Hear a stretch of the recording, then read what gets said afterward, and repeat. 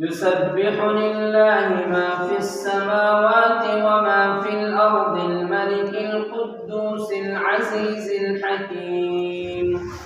هو الذي بعث في الأميين رسولا منهم يتلو عليهم آياته ويزكيهم ويعلمهم الكتاب والحكمة وإن كانوا من قبل لفي ضلال مبين. وآخرين منهم لما يلحقوا بهم وهو العزيز الحكيم. ذلك فضل الله يؤتيه من يشاء والله ذو الفضل العظيم. مثل الذين حملوا التوراة ثم لم يحملوها كمثل الحمار يحمل أسفارا بئس مثل القوم الذين كذبوا بآيات الله والله لا يهدي القوم الظالمين. قل يا أيها الذين هادوا إن زعمتم أنكم أولياء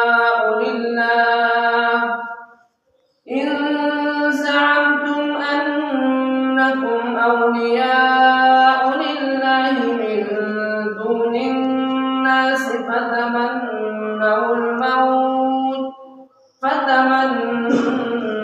الموت إن كنتم صادقين ولا يتمنونه أبدا بما قدمت أيديهم والله عليم بالظالمين. قل إن الموت الذي تفرون منه فإنه ملاقيكم ثم تردون إلى عالم الغيب والشهادة فينبئكم بما كنتم تعملون. يا أيها الذين آمنوا إذا نودي للصلاة من يوم الجمعة فاسعوا إلى ذكر الله وذروا البيع ذلكم خير لكم إن كنتم تعلمون. فإذا قضيت الصلاة فانتشروا في الأرض وابتغوا من فضل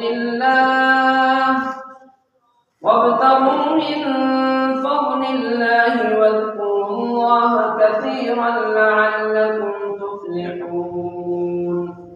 وإذا رأوا تجارة أو لهوا انفضوا إليها وتركوك قائما قل ما عند الله خير من اللهو ومن التجارة والله خير الرازقين.